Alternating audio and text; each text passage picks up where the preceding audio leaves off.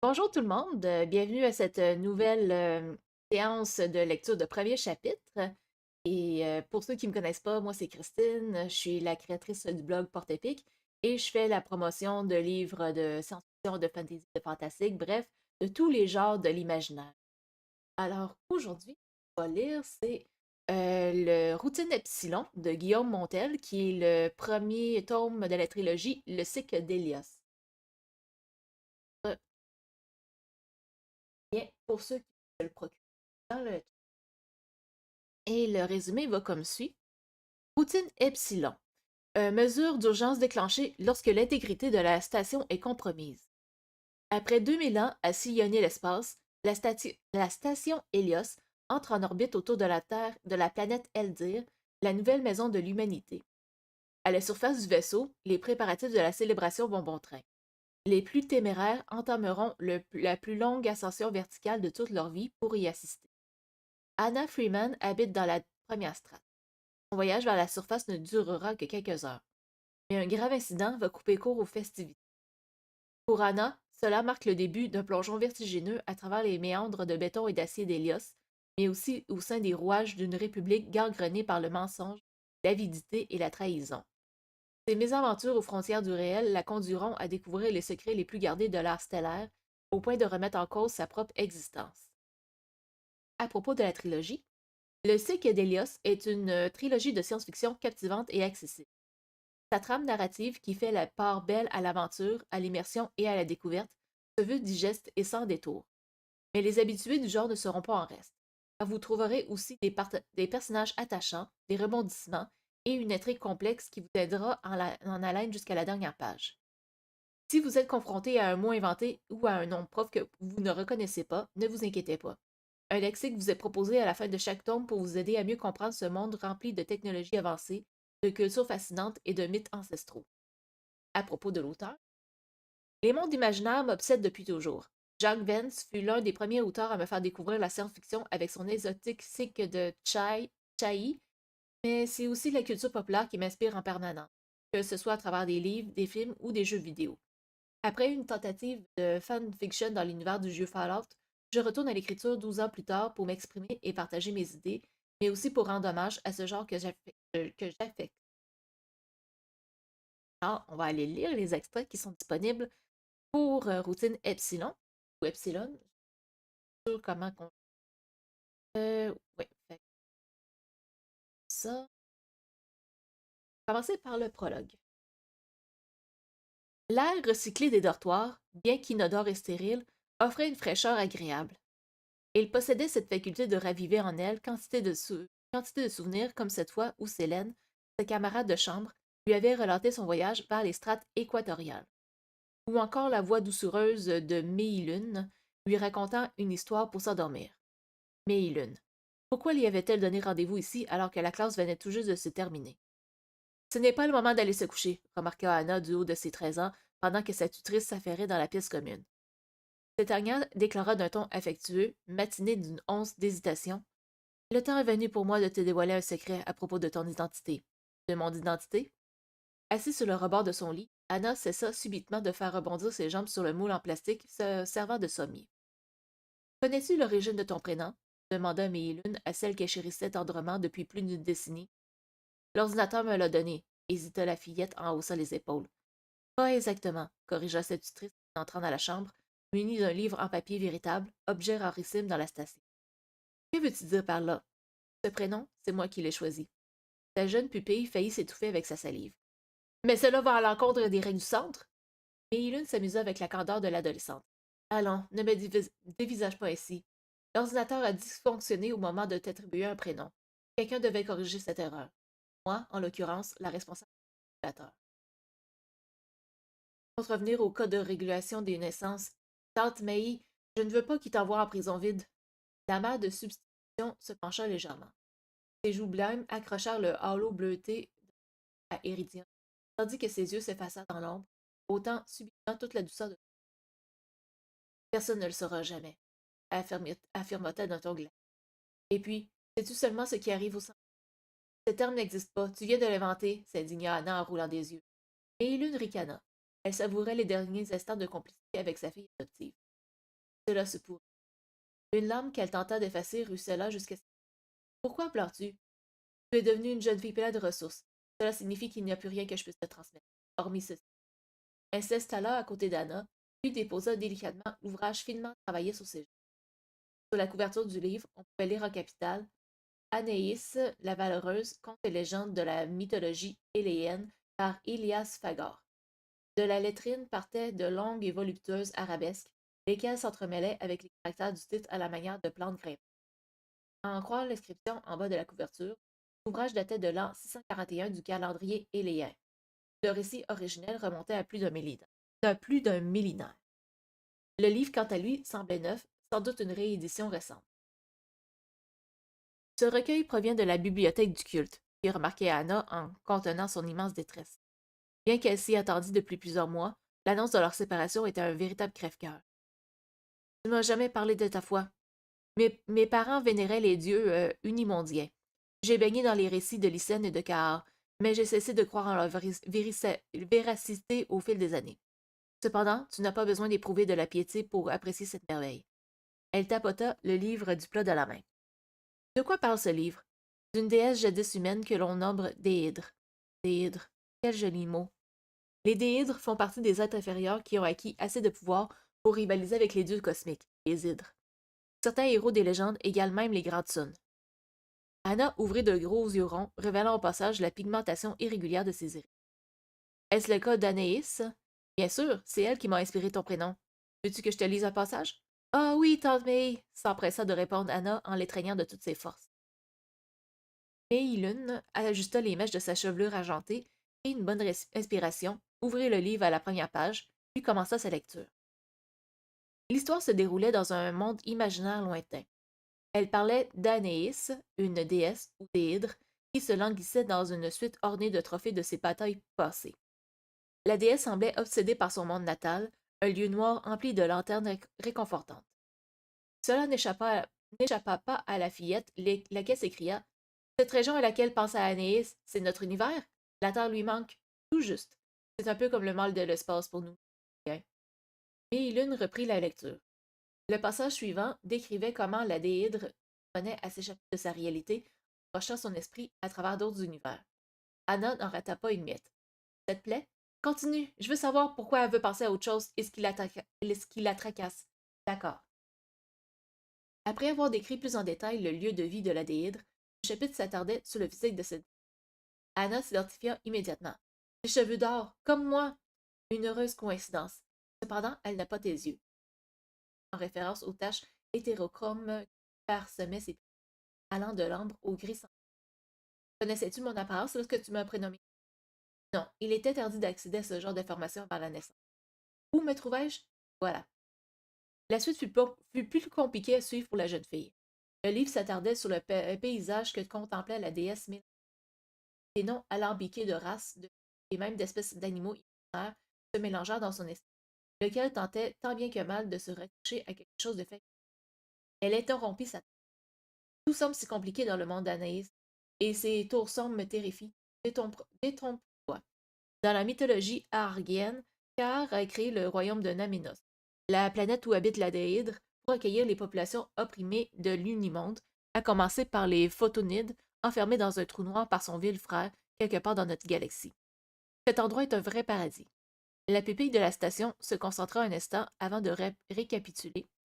La cité d'Alagat est la capitale du royaume de Nanémos, et le palais d'Avent siège en son cœur. Il en est ainsi dans la plupart des textes. Crois-tu qu'il puisse y avoir quelque chose de semblable à la cité d'Alagat sur une planète lointaine de notre univers?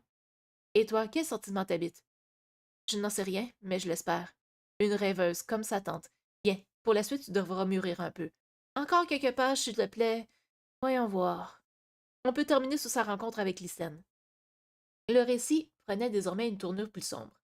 Anaïs, lasse de servir les intérêts d'un peuple auquel elle n'appartenait pas, pensait à renoncer à sa condition d'être suprême, ce qui signifiait pour elle de mourir. Mais Ilune édulcora quelques passages difficiles et termina sur une discussion conflictuelle entre la déhydre et une autre déesse nommée Lycène. Elle ferma enfin le livre avant de décréter fin de l'histoire. Non, tu peux pas t'arrêter maintenant. Comment la déhydre va-t-elle agir? Je suis persuadée qu'elle va désobéir, enfreindre les règles, comme toi avec mon prénom. Je ne m'attendais pas à un tel engouement de ta part. On termine le chapitre, ça te va? Et on termine le chapitre, répéta la fille en bâillant. Hey, merci Carolita 31. Merci de me suivre sur ma chaîne Twitch. J'espère que tu vas bien. J'espère que la lecture te plaît pour le moment. Donc, tu as envie de te présenter, tu peux me dire qui tu es, d'où tu viens, quelles sont tes lectures préférées, etc. Je continue ma lecture. Et tu ne viendras pas te plaindre à ta vieille tante si tu fais des cauchemars. À présent, notre héroïne passe à l'action. Le chapitre s'achevait sur l'acte de désobéissance de la déhydre. Cette dernière retrouvait son univers natal, puis enfermait sa conscience dans une planète avant d'exploser en une étoile orange.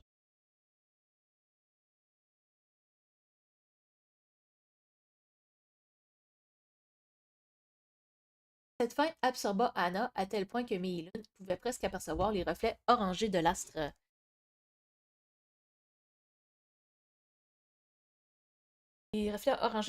fictif pétiller dans ses yeux. Voilà, tu sais à présent ce qui m'a inspiré ton prénom. Puisse la grandeur Naïs te guider au cours de ce long périple au sein de notre belle station. Adieu, ma chère Anna. Meilun referma le livre, le posa au pied du lit et embrassa Anna sur le front. Puis elle s'en alla. Les dortoirs n'avaient jamais paru.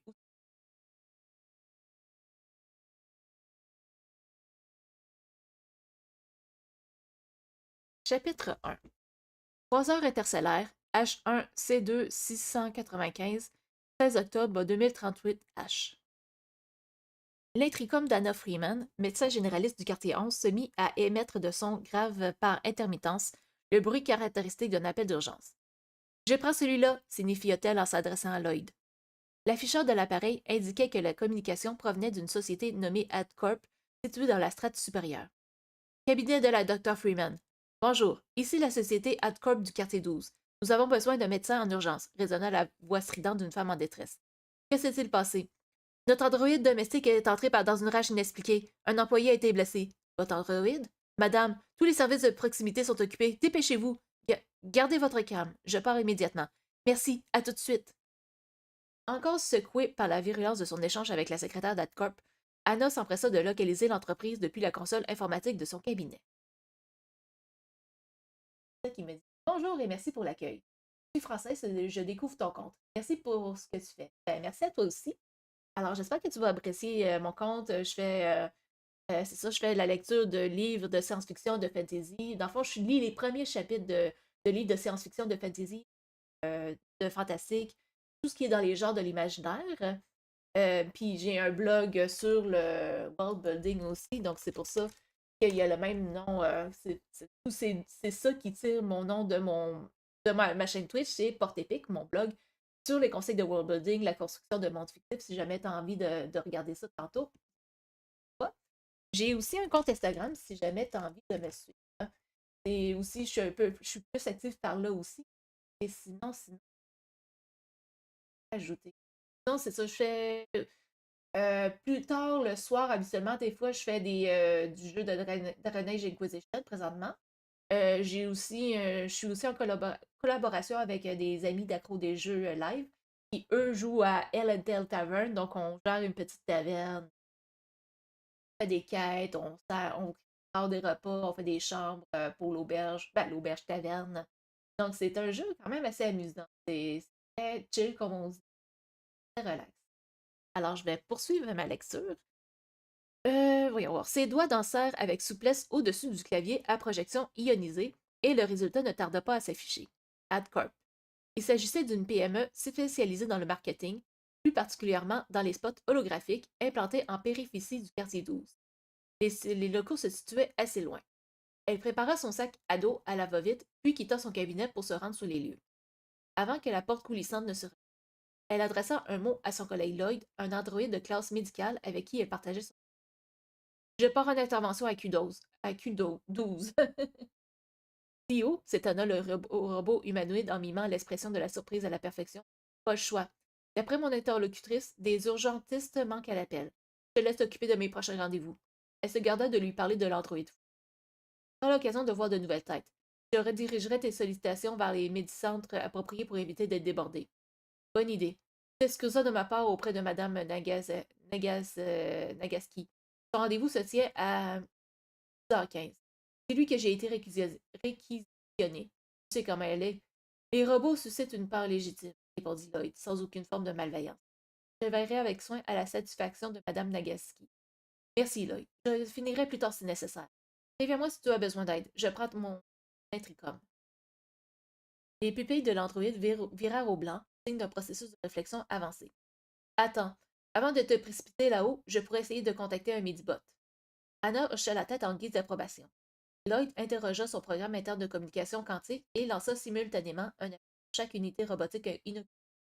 Dans le quartier voisin, les électrons imbriqués avec ceux de Lloyd devaient s'agiter dans les entrailles des androïdes. Néanmoins, aucun des destinataires ne se manifesta.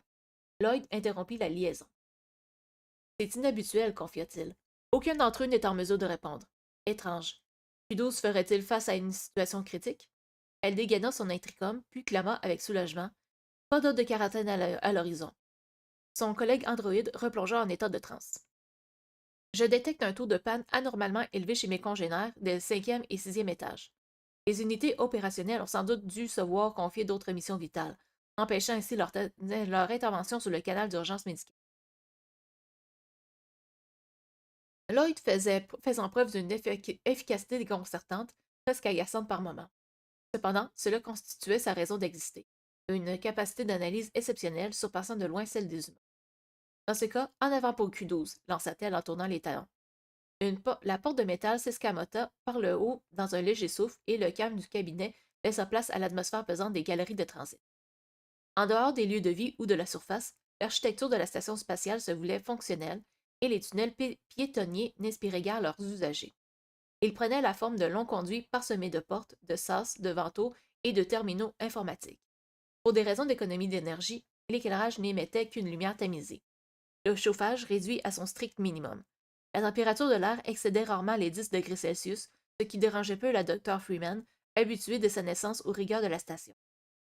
33 heures plus tôt, Anna s'éveillait dans un centre de naissance de l'Union, non loin d'ici, dans le quartier 8. Elle ne s'en était jamais trop éloignée, hormis au cours de quelques voyages avec sa tutrice Meilun ou avec ses amis. Sa conception résultait d'un algorithme, lequel avait anticipé le manque de médecins dans le quartier 8 et ses environs d'ici à une vingtaine d'années.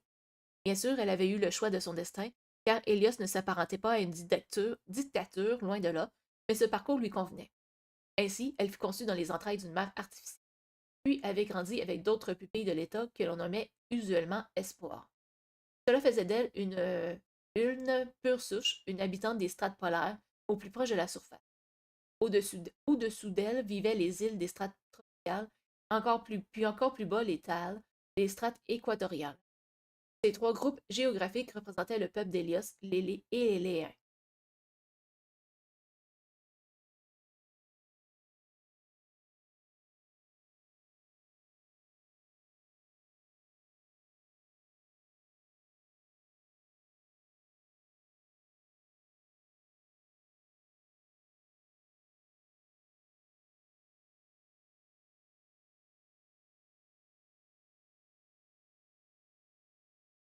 Et revoilà. Alors, Q12A2 se situe 130 niveaux au-dessus dans le quartier voisin. Je vais devoir prendre la plateforme ascensionnelle du Square de l'Éclipse près de l'atelier de réparation de Biptère. Anna prit à gauche en sortant de son cabinet, puis se lança dans les couloirs sombres et étroits du quartier 11. Le vrombissement de l'aération résonnant sur les parois métalliques couvrait ces bruits de pas. Au plafond, un enchevêtrement de câbles à peine masqués courait derrière une grille, formant un réseau anarchique alimentant la moindre ramure du tentaculaire quartier 11. Elle bifurqua ensuite vers la première artère sur sa droite, quittant ainsi l'anneau dans lequel se trouvait son bureau, traversa le square de l'Éclipse, une place paisible accueillant un restaurant typique Astéros, le nom que l'on donnait aux travailleurs de l'espace, puis se dirigea vers les ascenseurs. En chemin, elle croisa quelques rares citoyens se rendant sur leur lieu de travail. En cette heure avancée, la plupart des gens se préoccupaient déjà de leurs affaires quotidiennes. La plateforme apparaissait maintenant sous ses yeux. Il s'agissait d'une pièce circulaire d'environ 5 mètres de diamètre, d'où partait une multitude de tunnels. Au centre, des bancs en cuir synthétique attendaient patiemment les usagers pour les heures de forte affluence. Un peu partout, des écrans s'animaient pour présenter diverses informations, comme l'attente moyenne, le nombre d'étages restants ou encore l'encombrement des cabines. Anna approcha son badge d'une borne d'appel pour signaler son statut prioritaire. Une fois sa destination sélectionnée, l'écran vira instantanément au bleu azur en indiquant le numéro de sa cabine. Dans la salle, quelques aliens patientaient calmement devant des portes illuminées par des afficheurs multicolores. Elle scruta les alentours et trouva sa porte, laquelle indiquait 1 minute d'attente, ce qui relevait du raisonnable. Un ascenseur couvrait en moyenne 600 étages. Elle repensa à l'analyse de Lloyd. La pénurie d'androïdes et l'incident d'Ightcorp seraient-ils liés? Que se passe-t-il dans ce quartier? L'ouverture de la cabine stoppa Anna dans sa réflexion. Elle entra dans le compartiment à la forme cylindrique, puis par deux autres citoyens. Les individus, une femme et un homme vêtus de trench coat au col large et portant des mallettes en cuir synthétique, semblaient accaparés par leur prochain rendez-vous. Ce style vestimentaire faisait partie des tendances populaires dans le secteur 13, le secteur qui englobait son quartier, et l'un des nombreux pôles d'affaires de la station. Elle leur adressa un bonjour de la tête et y répondirent machinalement. La porte se referma et la capsule entama son ascension en silence. Anna sortit l'accélération soutenue propre à son moyen de transport. L'un des deux hommes s'assit sur un strapontin pour en atténuer l'effet déplaisant. La capsule filait maintenant à une allure constante en direction du quartier 12. Q12, 50e étage, annonça le haut-parleur. La docteure quitta les lieux et s'engagea vers l'aile 2, repérable grâce aux panneaux indicateurs placés à l'entrée du tunnel. Elle traversa la plateforme, copie conforme de celle du quartier 11, puis entonna une marche d'1 kilomètre vers l'extrémité de l'aile où se situait AdCorp. Après plusieurs minutes d'une marche soutenue, Anna reconnut le logo de l'entreprise. La porte de la société se trouvait vers la fin du couloir, juste en face du siège d'une marque de café. Freeman s'arrêta un instant sur la phrase d'accroche qui défilait sur l'écran frontal. Expresso, le café synthétique au goût authentique. Elle se tourna ensuite vers l'entrée d'AdCorp et appuya sur un rectangle lumineux. L'instant d'après, la porte coulissa vers le haut. Anna s'engagea vers une petite pièce qui faisait office de réception. Une jeune femme en tailleur jaune fluo la fixait derrière le comptoir. Bonjour, je suis Anna Freeman, le médecin. Est-ce vous qui avez sollicité mon aide? Oui, c'est bien moi, répondit la secrétaire en arborant un sourire crispé. Pascal, c'est le toubib, hein? Pascal, c'est le toubib. Je vais attendre ici, indiqua poliment Anna en prenant place sur un fauteuil. La secrétaire tournoyait sous son. Elle interpella soudain Anna. J'ai entendu dire que la coupole avait procédé à une mise à jour d'urgence des androïdes. Encore une exécution bâclée des croyants. Anna détourna la tête en émettant un rire forcé. En dehors de sa patientèle, elle se hasardait rarement à engager la conversation avec des inconnus. Encore moins sur des sujets sociétaux aussi délicats que la libération de la parole religieuse au sein des institutions étatiques. L'attente devenait insupportable. Combien de temps vais-je crouper dans ce hall, pensa-t-elle en regardant l'heure défiler sous son nez.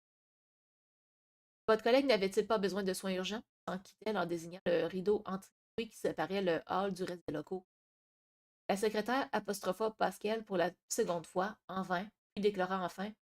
L'open space se trouve juste derrière ce rideau. C'est le pot de départ de Harry, ne soyez pas surpris. Anna s'exécuta et pénétra dans une petite pièce où les employés d'AdCorp bavadaient en silence. L'ambiance, glaciale, contrastait avec les décorations festives. Leurs visages exprimaient la stupéfaction. Bonjour, je viens ausculter votre collègue. L'homme à qui elle s'adressait devait approcher de la trentaine. Son corps immense se dressait presque jusqu'au faux plafond. Ce dernier posa son verre sur le bureau d'un geste maladroit. Le récipient renfermait une substance noirâtre rappelant le vin, mais à l'aspect plus épais, quasiment pâteux. Le liquide s'écoula du bord en laissant une trace granuleuse sur la paroi. Substance illicite, imagina Anna. Le gérant prit finalement la parole.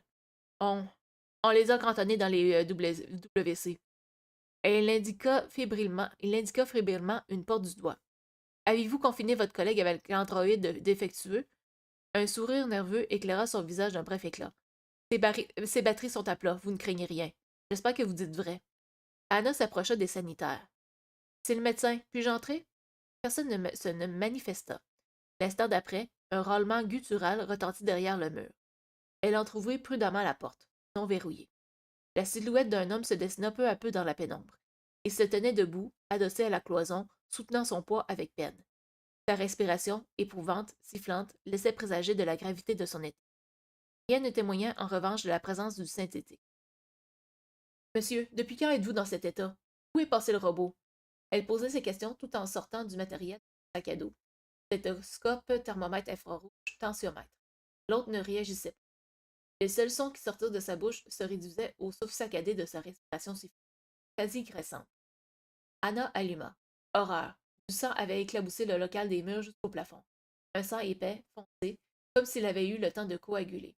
La peau du patient, lisse, à vif. Ses lésions les plus graves suintaient un liquide sombre. Par Lycène, qu'est-il arrivé à ce pauvre homme? Mince, et s'il me contaminait? Ce serait mieux de prendre mes précautions, pensa-t-elle avec effroi. Elle enfila une paire de gants en caoutchouc, sur blouse et un masque, puis examina un membre atteint avec précaution. L'individu, apathique, ne semblait pas réagir aux manipulations. La nécrose avait-elle atteint les nerfs? Soudain, le visage de la doctoresse se raidit. Ce qu'elle vit sur la main de son patient la pétrifia sur place. Chapitre 2. En 4018 CG, la station Helios quitta la Lune après 2 millénaires de construction, ce qui marqua le début de l'ère stellaire.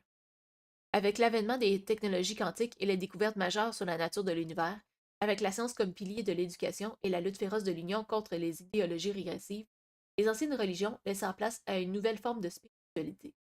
Les Éléens se prirent d'admiration pour la beauté du cosmos ou pour la toute-puissance des lois fondamentales. Les plus pieux virent dans cette complexité trop parfaite des signes d'une intelligence supérieure, non pas divine, mais bel et bien matérielle. C'est ainsi que naquit la mythologie éléenne, qui perdure encore aujourd'hui au travers du culte d'Arg. Naissance d'un culte par la théologienne Edzez Hamidi, 122. La station Hélios se trouvait dans une situation de danger immédiat. Face à une maladie inconnue, il ne restait qu'une seule issue envisageable. Anna pouvait dire adieu à sa flânerie vespérale sur la promenade vénitienne, dont les travaux venaient tout juste d'être achevés. Car en dépit de la montagne de paperasse qui l'attendait, elle devait se conformer au protocole. La doctoresse fouilla dans son sac à la recherche de son autodoc portatif, en vain. J'ai dû l'oublier dans la précipitation, constata-t-elle affligée. Ce qu'elle avait sous les yeux ne ressemblait pas à une maladie connue des livres de médecine. Le membre ensanglanté du patient d'Atcorp présentait une multitude de petits orifices, desquels sortaient des poils drus et torsadés semblables à des vis. Un androïde ne pouvait pas infliger ce genre de blessure. Quelque chose d'anormal, de gravissime, se tramait dans les locaux étriqués de cette compagnie publicitaire. On lui avait sciemment caché les faits. Mais dans quel but? Cela ne la concernait plus. Il incombait désormais à la SMC, la surveillance des maladies contagieuses, d'enquêter sur cette affaire sanitaire. Monsieur, votre état suscite la plus grande inquiétude. Je suis dans l'obligation de vous mettre en quarantaine en attendant que la surveillance prenne le relais. Avez-vous eu un quelconque contact physique avec une autre personne, une poignée de main, n'importe quoi? Anna réitéra sa question pour. Elle lui administra un cocktail chimique qui l'aiderait à tenir le coup jusqu'à l'arrivée de la SMC, puis enferma la cuvette des toilettes pour l'aider à s'asseoir. Son regard se réfugia soudain sur le contenu de celle-ci. Dans une eau trouble flottait une bouillie d'organes, parmi laquelle elle jura reconnaître un cœur humain. Horrifiée, Anna remballa son matériel, jeta gants, blouse et masque dans un sac à déchets biologiques et quitta la pièce dans la précipitation. La doctresse hésita. Lui jouait-on un canular de mauvais goût? Faisait-elle preuve d'excès de zèle en condamnant temporairement les locaux d'Adcorp? Sans faillir, elle tint son cou haut et, avec un ton qui n'admettait pas de contestation, déclara Votre attention, s'il vous plaît. Pour des raisons de sécurité, je vais devoir mettre votre société en quarantaine. Évitez tout contact physique avec votre collègue, car il pourrait potentiellement vous contaminer. La SMC se chargera de son cas. Je vais maintenant effectuer un isolement de niveau 2. Merci pour votre coopération. Seul du personnel certifié pouvait déclencher ce type d'isolement, une décision que l'on ne prenait jamais à la légère puisque les lieux étaient verrouillés jusqu'à la fin de l'intervention de la surveillance. Mais personne ne contesta son verdict. Les employés de la firme publicitaire la toisaient d'un air apathique, ourdi par l'alcool et par le drame qui frappait leur petit cercle. Anna s'en alla. Une sensation étrange s'empara d'elle lorsqu'elle traversa le rideau anti-bruit, sur lequel flottait une banderole. Au revoir, Harry. La sensation d'être passée à côté de quelque chose d'important, de plus profond. Son passage sous la douche de contamination la débarrassa finalement de ses préoccupations. Une fois dans le couloir, Anna repéra un panneau d'urgence. Elle s'en approcha, puis inséra son badge dans la fente dédiée à cet effet. Elle navigua nerveusement dans les menus textuels, tapotant à plusieurs reprises sur le clavier virtuel, puis exécuta l'ordre d'isolement d'Adcorp. Anna décrivit les symptômes du patient au spécialiste de la SMC avec rigueur, lequel accepta sa requête après lui avoir posé les questions du respect des gestes barrières, de la procédure de décontamination, etc. Une lumière rouge illumina la porte de la société et une voix de synthèse énuméra les instructions à travers un haut-parleur. Chers membres ou visiteurs d'AdCorp, une procédure d'isolement de niveau 2 vient d'être initiée. Nous vous prions de bien vouloir respecter la quarantaine. Une équipe de la SMC sera dépêchée dans les plus brefs délais. Merci de vous éloigner des issues. Tout à coup, une chose bondit hors des locaux à une vitesse fulgurante. Le cœur d'Anna parut s'extirper de sa poitrine. Ses oreilles bourdonnaient sous l'effet de l'adrénaline. Elle resta campée là, un pied dans la réalité, l'autre englué dans une toile d'épouvante. Ses yeux refusèrent d'abord d'affronter la présence tapie dans l'obscurité du tunnel. L'effet de surprise retomba, elle se fit violence et discerna une forme qui n'offrait d'humain que la taille. Celle-ci gisait sur le côté à la manière d'un animal endormi, si bien qu'elle se demanda si la vie l'animait toujours. La docteure tenta un pas dans cette direction afin de s'en assurer. Une pression au niveau du cou bouleversa son plan. Mon badge! Entraîné par le mouvement, son badge se libéra du panneau d'urgence. Le cordon cassa, libérant la petite carte électronique qui percuta le sol en un têtement aigu. Presque aussitôt, la chose inerte s'anima. Tel un scolopendre, elle grimpa au plafond et se jeta à sa poursuite. Anna ramassa l'objet fautif et se rua dans le corridor. Ses doigts tremblotants, elle attrapa son intricom et composa l'identifiant de l'ordre, la police éléenne. Cependant, l'architecture linéaire et répétitive de l'aile Q12A2 ne lui offrit pas l'occasion de se dissimuler pour conquérir l'aide des zélotes, premier grade dans la hiérarchie de l'ordre. Au détour d'une intersection, elle croisa une fontaine holographique, pas assez profonde pour skier. Derrière un virage, une grille d'aération défoncée, trop étroite, et pas un seul éléen à l'horizon. Soudain, un abri providentiel se présenta à elle. Il s'agissait d'un caisson onirique bon marché, ceux qui vous plongeaient dans un de ces décors génériques. Onsen japonais, loch d'Écosse, sans proposer de scénario particulier. Elle s'y glissa, puis verrouilla la trappe. Un afficheur holo s'alluma pour présenter la liste des programmes. Anna s'installa sur une banquette usée qui avait connu des jours meilleurs, choquée, mais indemne. Que faisait cette chose chez AdCorp? Cela ne ressemble à rien en un androïde domestique. Assez tergiversé. Je dois prévenir l'ordre avant qu'il ne cause plus de dégâts. Ici le zélote Griffin. Formulez votre requête, résonna une voix sévère à travers l'intricom. Salutations, Dr. Anna Freeman. Je me trouve actuellement au bout de l'aile Q12A2. Un animal erre dans les couloirs en toute liberté. Son interlocuteur répondit d'un air surpris. Pouvez-vous me le décrire? Il ressemblait à un gros insecte recouvert de peau. À en juger par son comportement, je dirais que l'on a affaire à une bête malade du district économique. Si loin des élevages? C'est impossible. C'est une plaisanterie, je vous conseille de ne pas insister, car l'ordre n'aime pas qu'on lui fasse perdre son temps. Sa voix avait soudainement pris un ton sec. Vous devez me croire. Il pourrait avoir mordu et infecté un individu de la société AdCorp dont je viens de réclamer l'isolement, affirma-t-elle en conservant son sang-froid. Restez en ligne. Anna entendit le zélote tapoter sous son. Désolée, madame, un ordre de confinement existe bien. Je lance de ce pas une opération de capture en collaboration avec la SMC. Êtes-vous toujours sous les lieux? Oui, je me suis réfugiée dans un caisson de Nivac. Ne bougez pas, nous venons vous chercher. Merci pour votre coopération, citoyenne Freeman. Un zélote l'avait raccompagnée en lieu sûr. Ça ira, la plateforme se trouve à quelques blocs de cette place, fit-elle savoir. Bon retour à Q11, madame Freeman, déclara poliment le jeune zélote. Et si des riverains vous interpellent au sujet de l'incident, vous ne savez rien. Vous pouvez compter sur ma discrétion. Je n'ai aucunement l'intention de m'attarder dans les parages. Soyez rassurés, tout est sous contrôle. L'avez-vous capturé aux hôtels? Pas encore, mais nous sommes sous sa piste.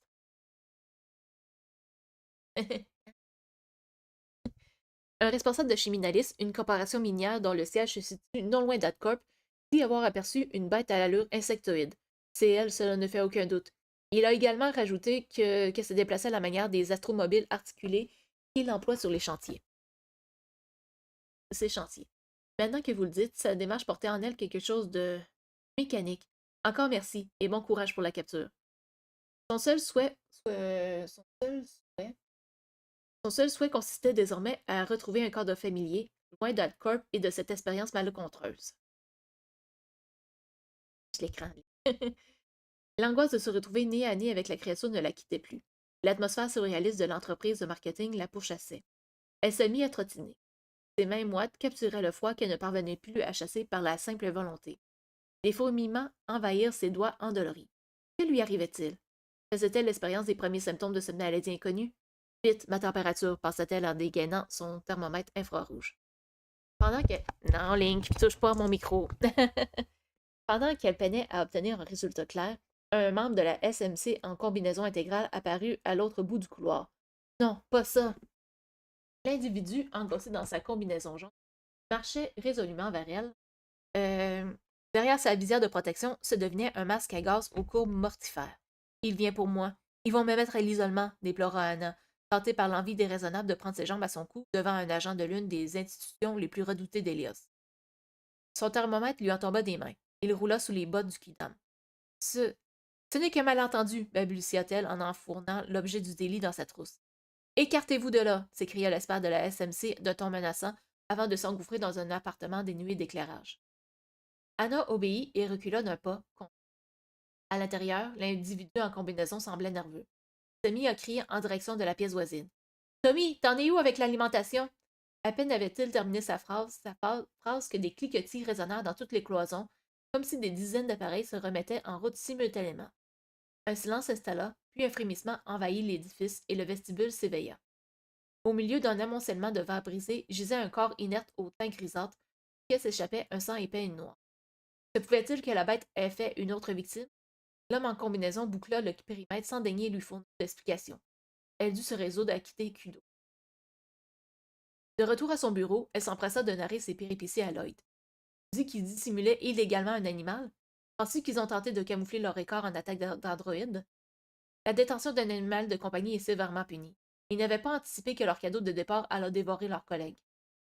Lloyd sortit un ustensile en forme de stylo du tiroir de son bureau, puis affirma une bête enragée. En 100 ans de service, je n'ai jamais entendu parler d'un seul cas de contamination de l'animal à l'homme. Allez, dis-le, tu en meurs d'envie. Prendre ma température à la vue de tous. Quelle erreur stupide. Lloyd apposa soigneusement la mine du stylo sur l'avant-bras de sa consoeur, ce qui lui arracha un tic de douleur. Tu as eu le bon réflexe. Les gens de la SMC ne plaisantent pas. As-tu déjà visité un de leurs camps de quarantaine? Pas de quarantaine pour toi, proclama-t-il en abhorrant un sourire sur son visage d'ange. Après l'autodoc, ton sang est aussi pur que la glace d'une comète. Quel soulagement. Maintenant, sois franc avec moi. Penses-tu que je dramatise? Crois-tu que ce que j'ai vu dans cette cuvette?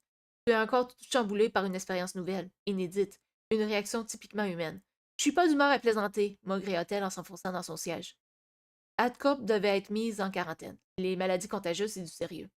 Bien que les androïdes bénéficiassent d'un certain degré de liberté en matière de communication avec l'ordinateur, ils ne pouvaient mentir. Agariadi par la franchise du robot, Anna Freeman se débarrassa des formalités administratives liées au confinement d'AdCorp, consulta quelques dossiers pour ses rendez-vous du lendemain, puis s'octroya son après-midi. L'androïde, bien que d'apparence humaine, n'avait pas besoin de repos.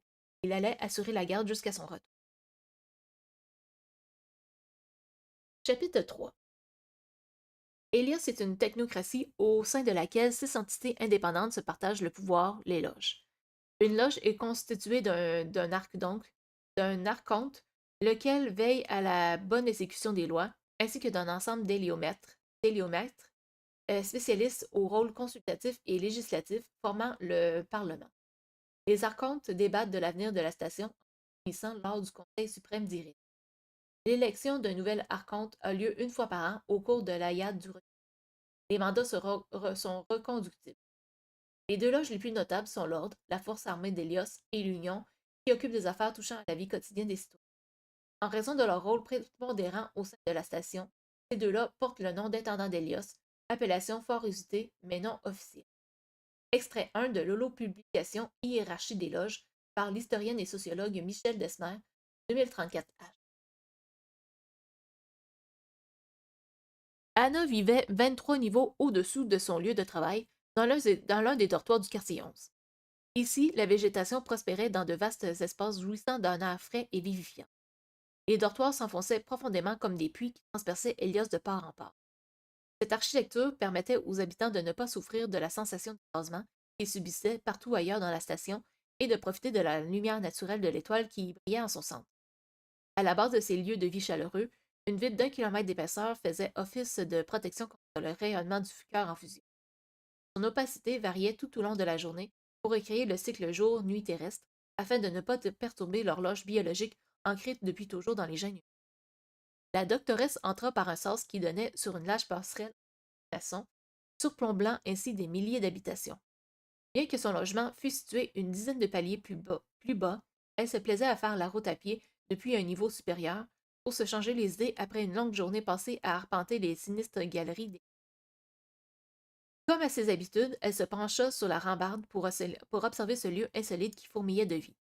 On remarquait d'abord ces demeures troglodytes qui tapissaient intégralement les parois du dortoir avec leurs gros hublots centraux. 30 mètres plus bas, on apercevait le dôme de verre du réfectoire, peu fréquenté à cette heure-ci. Bien que le service ne s'arrêtât jamais, les heures de pointe se situaient entre 19h et 21h.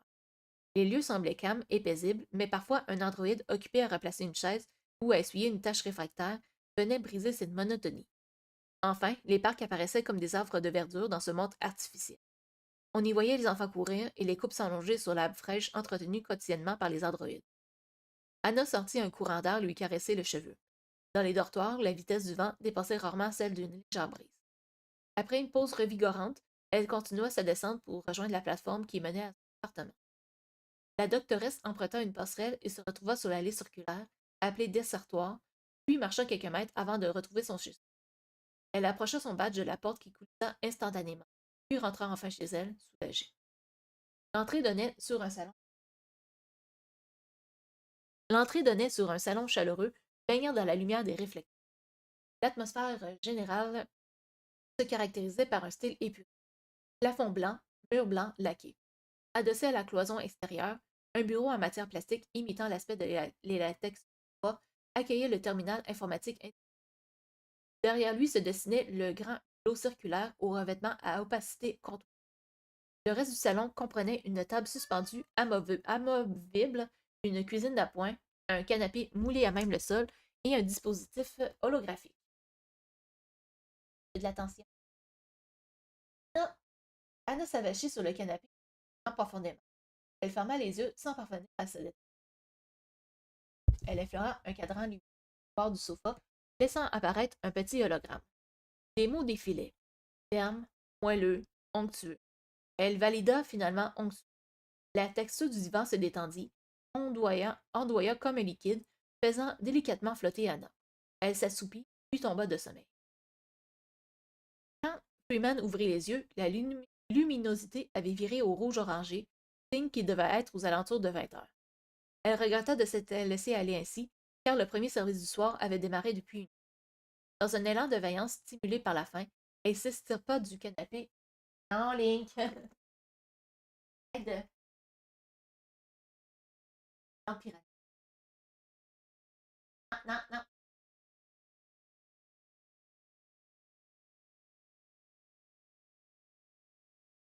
Link! Link!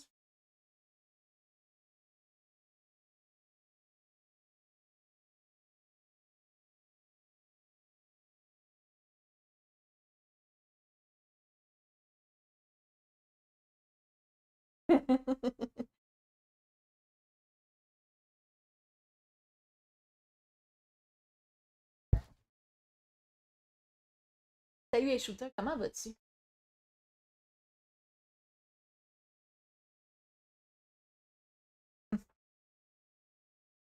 Donc, bon, je t'ai rendu. Ouais, c'est ça. Dans un élan de vaillance stimulé par la faim, elle s'estirpa du canapé qui ondula de plus belle, puis troqua sa blouse blanche pour la tenue civile conventionnelle. Un t-shirt bleu marine marqué du H d'Elios dans le dos, combiné à un pantalon simple de couleur assortie. Ça va, grosse semaine, ouais. Ben, excusez-moi. Ouais, ma semaine n'est pas si pire que ça. Juste des problèmes avec mon dos présent. Rien de grave, là, je pense. Ça va finir par se rétablir. Non, je vais continuer ma lecture. Dehors, le silence régnait dans les allées désertes. La plupart des gens devaient probablement se trouver au réfectoire pour le premier service. Anna emprunta la passerelle centrale. Elle pouvait déjà se discerner l'agitation habituelle des lieux à l'heure du repas, quelques mètres plus bas. Le réfectoire se tenait sous une galerie de verre et s'attendait sur l'intégralité de l'anneau, formant une boucle ininterrompue de tables, de chaises et de bancs. Ne voyant pas ses camarades dans cette foule agitée, la doctoresse décida d'entrer et de faire le tour de la salle. Anna, par ici! Ce ton enjoué ne pouvait qu'appartenir à son amie Becky. Vous êtes là, je me suis légèrement assoupie. Ne mangez pas trop vite, je reviens avec mon plateau, lança-t-elle en bâillant. Alors comme ça tu roupillais. Tu devrais te prescrire du repos un peu plus souvent, s'écria Becky sous le ton de la plaisanterie. Anna repéra un distributeur alimentaire à proximité et y amena son plateau. Elle jeta son dévolu sur une entrée composée de dés de couleur violacée, rappelant vaguement la betterave. Elle pressa le bouton correspondant à son choix. Un sachet sous vide sortit du distributeur. Elle compléta par le plat, directement amené par un tapis roulant, prit sa barre de compléments et rejoignit ses amis. Autour de la table attendait Becky, son amie d'enfance et voisine en face. Becky, petite brune au visage mutin et au grand cœur, n'hésitait jamais à rendre service. On ne devait pas se fier au sérieux apparent qu'évoquait sa coupe au carré et ses minuscules lunettes noires. Après avoir passé leur scolarité dans le quartier 8, tous deux avaient trouvé du travail ici. Fait du hasard, l'Union leur avait attribué un appartement au même étage. La probabilité se rapprochait pourtant de zéro. Becky travaillait dans un bureau d'études spécialisé dans la redistribution énergétique. Son rôle consistait à réguler la consommation d'un quartier en répartissant l'énergie selon la demande immédiate. Elle prenait sa mission très à cœur. Becky arbora un large et lumineux sourire au milieu de son visage rond. Rick, un jeune ingénieur embauché pour le compte d'un complexe de recherche scientifique privé, se tenait devant elle. Il parlait peu de son travail car son employeur gardait secret la plupart des projets. Ce qu'Anna savait, c'est que sa firme Fractis avait mis au point le système de protection laser d'Helios, véritable bouclier capable de pulvériser tous les astéroïdes passant à proximité. Rick avait sympathisé avec Anna à la suite d'une visite médicale et se séparait souvent de son groupe de collègues pour la rejoindre à l'heure des repas. Ce soir, il portait une veste longue en cuir synthétique à large col ouvert, le tout assorti d'un jean noir et de bottes de... On pouvait également deviner son pull en lin blanc qui lui était jusqu'en haut du cou. Donc, bon, Shooter qui dit j'arrive après 5 heures à soir. Ok, ben c'est. Ouais, ça va être une, ouais, comme tu dis, grosse semaine. Ben, bon courage, j'espère que ça va bien se passer pour toi. Et sur ça, je vais continuer ma lecture. Voyons voir, qu'est-ce qui. Étonné de l'avoir dans cet état, Rick engagea la conversation. Tu n'es pas dans ton assiette aujourd'hui. Bientôt, c'est toi qui auras besoin de médecin. J'ai connu des journées plus reposantes. Il s'est passé quelque chose d'assez inhabituel ce matin. Tu peux nous raconter? Elle prit un air embarrassé. Pas ici. Est-ce en lien avec le blackout dont tout le monde parle? Anna lui retourna une moue interrogative. Elle n'est pas au courant. Elle n'est pas au courant, Becky en secouant la tête. Rick annonça d'un ton chic. Q12 a été sévèrement touché par une panne de courant. Les habitants seraient toujours enfermés chez eux, sans eau ni électricité, et sans moyen de contacter l'extérieur, renchérit Becky à voix basse. Anna ressassa sa course-poursuite avec la bête dans les couloirs du quartier 12. Elle souhaitait en apprendre plus sur le blackout sans leur divulguer d'informations compromettantes. C'est tragique. Mais à quelle heure est-ce arrivé? Vers midi. L'heure correspondait avec la fin de son intervention. Alors qu'elle se pensait tirée d'affaire, l'actualité la rattrapait. Elle en perdit l'appétit et décida de se délester d'un poids. Pour tout vous dire, j'étais dans le quartier 12 peu avant midi. Son ami reposa sa fourchette et murmura. Juste avant le blackout? Tu dois nous raconter ça. Ce qui s'est produit dans les étages supérieurs? Non, ça relève du secret médical, se ravissa-t-elle. Oubliez, c'est sans importance. Becky lança un regard insistant vers son ami d'en face, lequel s'enferma dans une moue de contrariété.